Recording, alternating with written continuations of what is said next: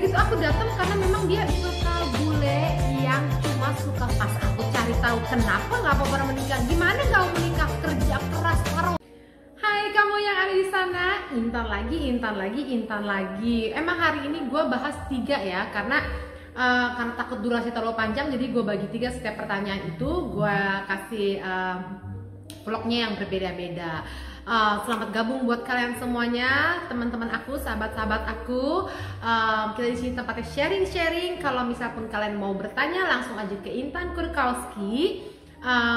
Nanti pasti aku jawab. Kali ini aku mau ngangkat tema dari seseorang yang masuk ke Instagramnya aku.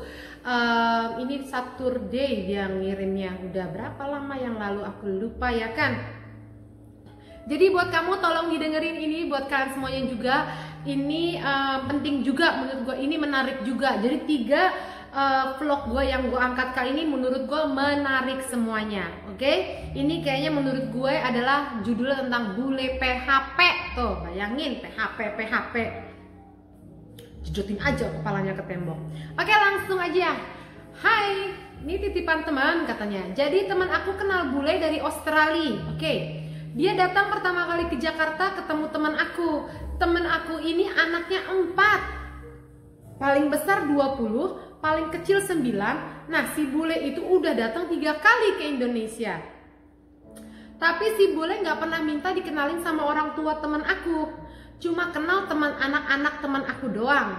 Nah, temanku pernah ke Aussie juga, tapi teman aku yang bayar tiket sama visa turisnya.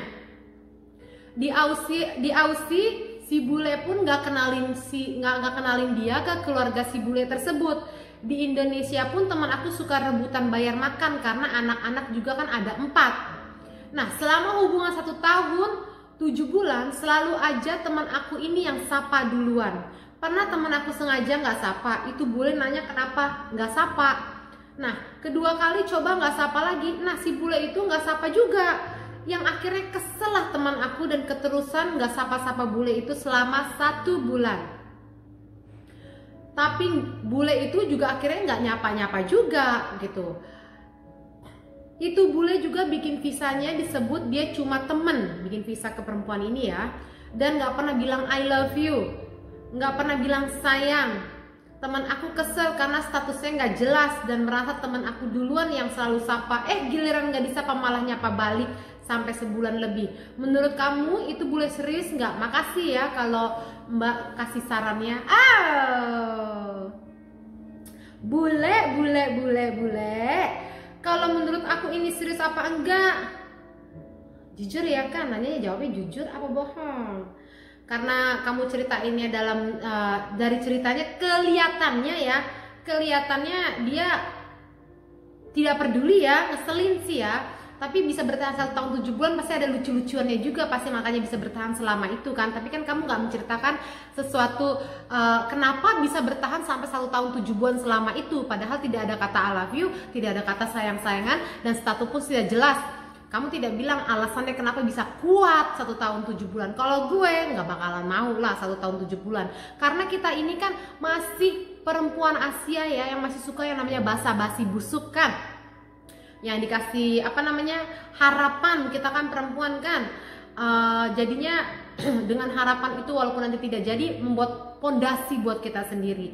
Nah, kalau menurut aku bule ini adalah tipikal bule yang tidak mau, dia mau ada hubungan tapi tidak mau ada ikatan gitu loh. Dan aku juga nggak tahu sama si bule ini, kalau si bule ini memang cinta, kenapa dia tidak bilang I love you gitu loh. Padahal tipikal orang bule ini kebanyakan, kalian tahu kan bisa di vlogger orang-orang Indonesia yang kawin sama bule, mereka tuh tipikal orang yang sangat rajin mengatakan I love you, kiss, peluk, karena itu bukan sesuatu yang tabu gitu loh.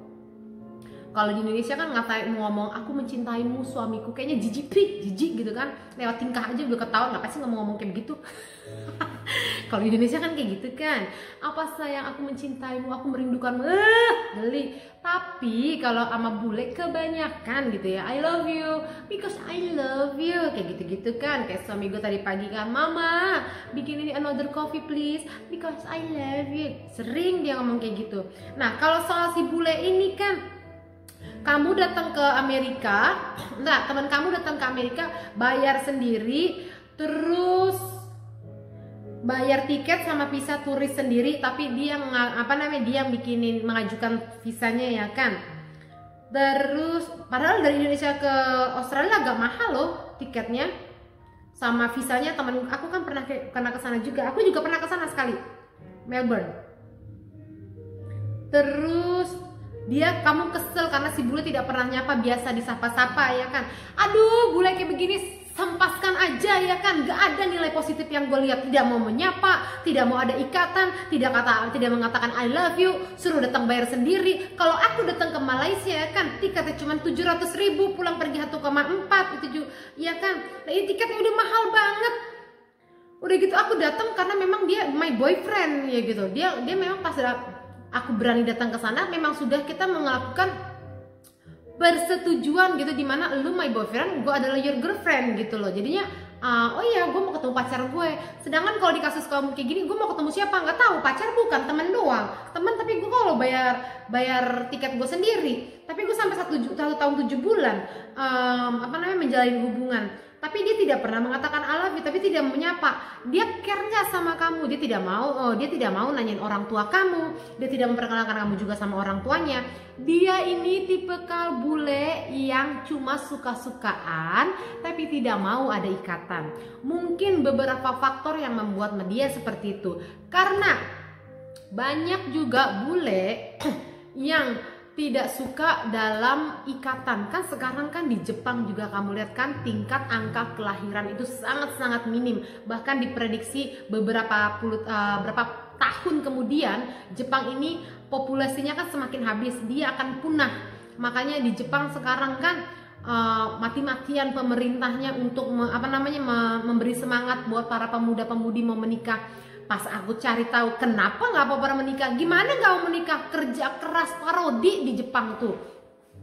Gak kira-kira di Jepang itu membuat orang semua stres, sampai orang nggak punya waktu, sampai banyak tidur kan di kereta-kereta kan, banyak tidur. Malah di Jepang kan ada jam kantor di mana dia bisa tidur siang 1 jaman kan, diizinkan sama pemerintah.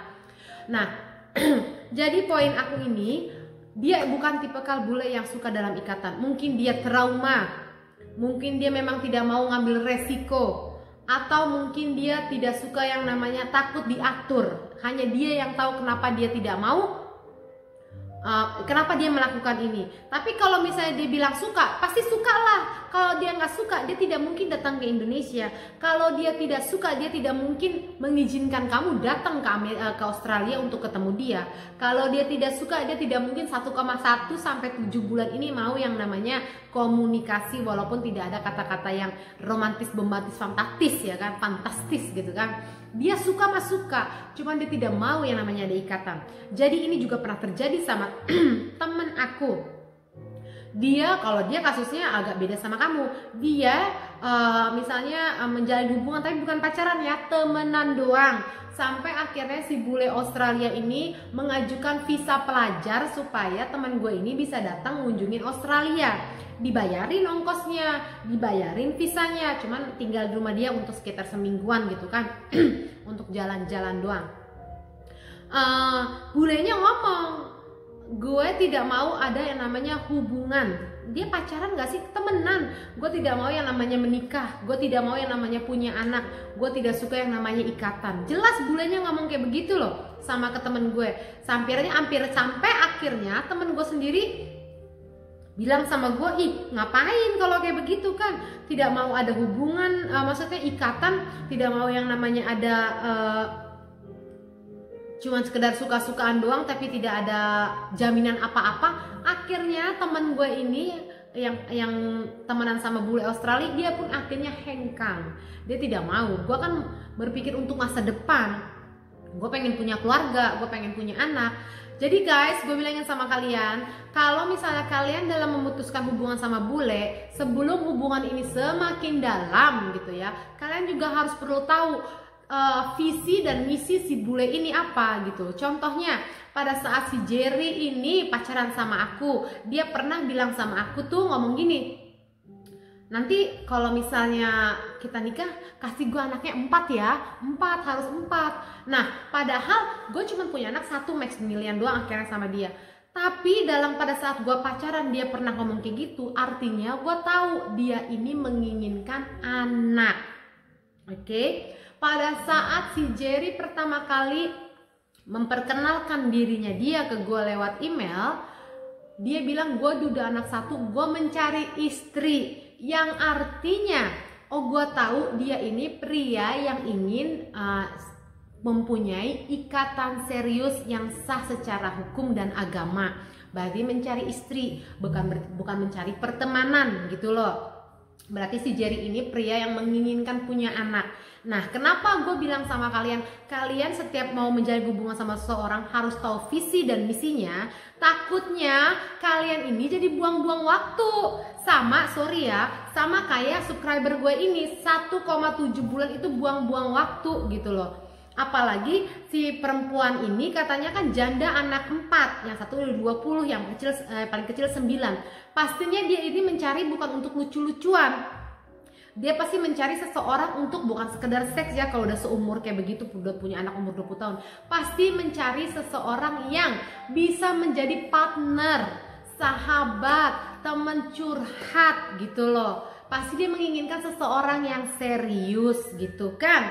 Nah, jadi ini menurut gue buang-buang waktu buat kalian semua. Jangan sampai seperti ini. Visi misinya kita harus tahu dulu. Sejalankah, seiyakah, masuk akal nggak? Kalau enggak, mendingan lo gue buang-buang waktu gue gitu kan.